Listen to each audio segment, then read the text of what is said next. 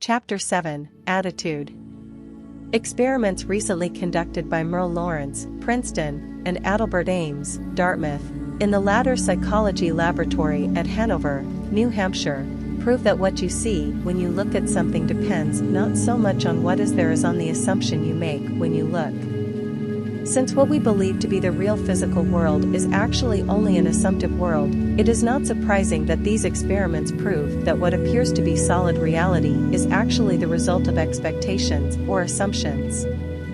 Your assumptions determine not only what you see, but also what you do.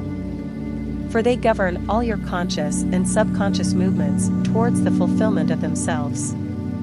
Over a century ago, this truth was stated by Emerson as follows: as the world was plastic and fluid in the hands of God, so it is ever to so much of His attributes as we bring to it. To ignorance and sin, it is flint.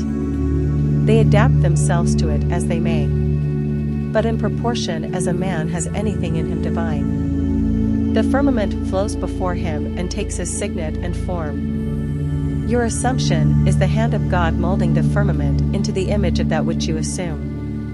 The assumption of the wish fulfilled is the high tide which lifts you easily off the bar of the senses where you have so long lain stranded.